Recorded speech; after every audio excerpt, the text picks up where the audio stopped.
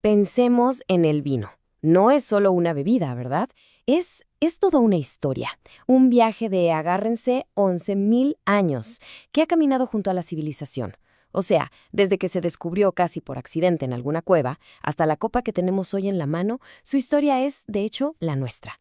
Así que vamos a descorchar juntos este relato fascinante. Ok, para no perdernos en este tremendo viaje, vamos a dividirlo en 6 paradas clave. Empezamos en sus orígenes, hace miles de años. Luego nos vamos a los grandes imperios. De ahí a ver cómo sobrevivió la Edad Media. Cruzamos el charco al Nuevo Mundo, vemos cómo casi desaparece y cómo la ciencia lo rescata. Y cerramos con la copa que nos podemos tomar hoy en cualquier parte del mundo. A ver, primera parada, los orígenes. Y aquí hay que aclarar algo. La historia del vino no empieza con Roma, ni siquiera con Grecia como muchos piensan. No. Tenemos que irnos mucho, pero mucho más atrás, casi al inicio de todo, cuando el ser humano empezó a asentarse. 11.000 años. A ver, detengámonos un segundo a pensar en esa cifra. Es una locura. Esa es la edad que los estudios de ADN más recientes le ponen a la domesticación de la vid. La ciencia hoy nos dice que todo empezó por allá, en la región del Cáucaso, justo entre Europa y Asia. Ahí fue la cuna. Y lo más curioso es que seguramente la fermentación fue un accidente total. Un feliz accidente, claro. Una forma de que el jugo de uva no se echara a perder. Claro, esto no pasó de un día para otro. Fue un proceso lento. De esa primera domesticación, la siguiente pista que tenemos es la evidencia química más antigua de vino, donde en unas vasijas de los montes Sagros, en lo que hoy es Irán. Y si avanzamos un poco más en el tiempo, para el 3000 a.C., ¡pum!, los egipcios ya estaban dibujando todo el proceso de prensado en las paredes de sus tumbas. Eran súper meticulosos. Y aquí entra una pieza de tecnología clave de la época, el ánfora. Imaginen, en el antiguo Egipto el vino era cosa de lujo, para faraones y sacerdotes, nada más. Y estas vasijas de barro selladas eran lo máximo. No solo servían para guardar el vino, sino para añejarlo. De hecho, en la tumba de Tutankamón encontraron algunas que hasta decían la cosecha y quién lo hizo. O sea, las primerísimas etiquetas de vino de la historia. Increíble, ¿no? Bueno, dejamos Egipto y damos un salto a la época clásica. Y aquí la cosa cambia.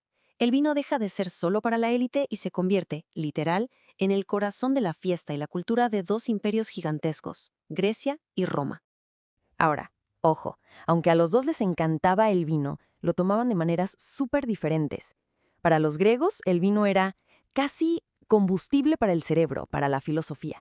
Lo mezclaban con agua en una vasija enorme llamada crátera, porque para ellos tomarlo puro era de salvajes, de bárbaros. Los romanos, en cambio, mucho más prácticos. Ellos vieron los barriles de madera de los galos y dijeron, esto es lo nuestro. Mucho más fácil para guardar y transportar que las ánforas que se rompían a cada rato. Y fíjense en esta frase de Virgilio que lo resume perfecto. Hay tantas variedades de vino como granos de arena en el mar. ¡Wow! Esto nos da una idea de la explosión que hubo en la época romana. El vino ya no era el vino. Era todo un universo de sabores. Los romanos se volvieron locos clasificando y celebrando vinos de todo el imperio, desde lo que hoy es España hasta Egipto. Y aquí viene una costumbre romana que hoy nos sonaría rarísima.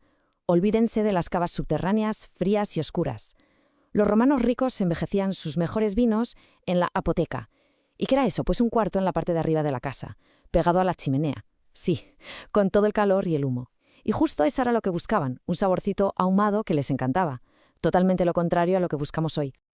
Ok, cambiamos de era. Cae el Imperio Romano y toda Europa se vuelve un caos. En medio de toda esa incertidumbre, todo el conocimiento sobre cómo hacer vino pudo haberse perdido para siempre. Pero encontró un protector que nadie se esperaba: la Iglesia. El detalle clave aquí es este.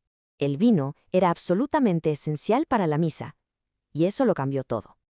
Por esa razón, órdenes de monjes como los benedictinos y los cistercienses se tomaron súper en serio la tarea de cuidar los viñedos. Y no solo guardaron las técnicas de los romanos, las mejoraron. Se pusieron a apuntar con una paciencia increíble qué uvas funcionaban mejor en cada pedacita de tierra. Y sin darse cuenta, estaban inventando el concepto de terroir, esa idea de que cada lugar le da un toque único al vino.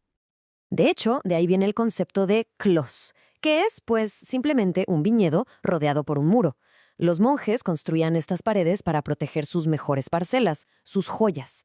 Y lo increíble es que, si hoy van a Borgoña o a otras partes de Francia, van a ver que muchos de los viñedos más famosos todavía se llaman así. Es un legado que sigue vivo. Y ahora, la historia del vino pega un brinco. ¿Y qué brinco? Estamos en el siglo XV y la vida hace las maletas, deja Europa y se sube a los barcos para cruzar el Atlántico. ¿Quién la llevaba? Pues los exploradores, los conquistadores y los misioneros. Y esta expansión fue muy organizada, ¿eh? Tenía dos motores, el negocio y la religión. Sobre todo los misioneros necesitaban vino para dar misa. Así fue como la vid llegó primero a México, en 1525, por orden directa de Hernán Cortés. De ahí bajó a Perú, donde le fue tan bien que hasta sirvió para crear el pisco. Y luego subió hacia el norte, a California, donde los jesuitas plantaron la famosa uva misión. Muy bien, hasta ahora todo parece ir viento en popa. Pero aquí la historia da un giro de película de terror. A mediados del siglo XIX, el mundo del vino estuvo a punto de desaparecer. Un verdadero apocalipsis que amenazó con borrarlo todo.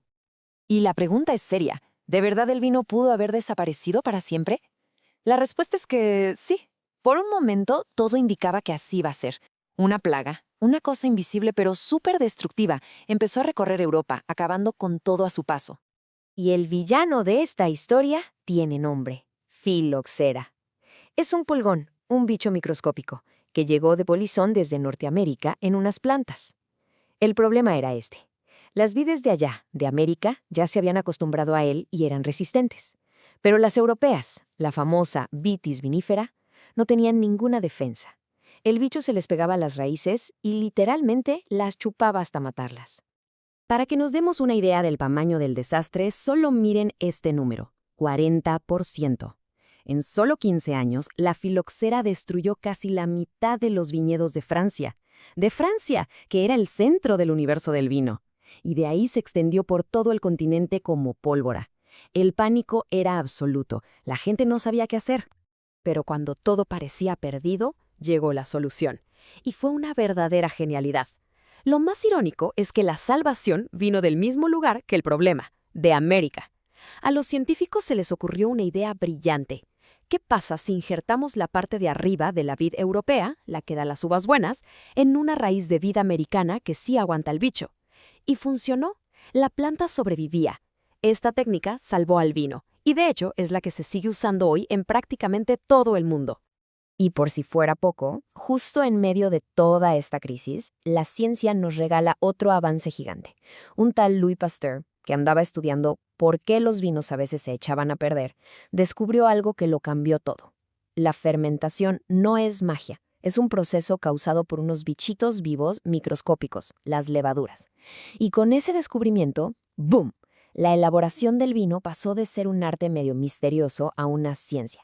Por primera vez se podía controlar la calidad de verdad. Y todo esto nos lleva finalmente a nuestros días, a la era moderna. Y aquí el vino no solo se recuperó de la crisis, sino que explotó. Se fue por todo el mundo y se convirtió en la industria global que conocemos hoy. Una industria que se mueve al ritmo de la tecnología y los gustos de todos. El siglo XX y lo que va del XXI han sido una locura de cambios. Con la globalización, de repente, un solo crítico, como el famoso Robert Parker, podía hundir o levantar un vino en todo el mundo. Aparecieron los enólogos voladores, estos expertos que asesoran viñedos en Australia por la mañana y en Francia por la tarde. ¿Y nada de la tecnología? El riego por goteo, las cosechadoras automáticas, todo esto revolucionó por completo cómo se hace el vino hoy. El resultado es que hoy el mapa del vino es súper diverso. Claro, Europa sigue siendo el mandamás, el gigante de la producción. Pero ya no está solo. Ahora hay potencias del llamado Nuevo Mundo como Estados Unidos o Australia, que son jugadores importantísimos y que han traído sus propias ideas y estilos a la mesa. Entonces, la próxima vez que alguien se sirva una copa de vino, ojalá se detenga un segundito a pensar, porque en esa copa no hay nada más uvas fermentadas. Hay mucho más. Está el eco de los primeritos agricultores del Cáucaso, de los filósofos griegos discutiendo, de los monjes rezando en sus viñedos y de la ciencia que lo rescató del olvido. Cada copa es una página de una historia de 11.000 años. Y la pregunta que queda en el aire es, ¿qué historia nos va a contar la que sigue?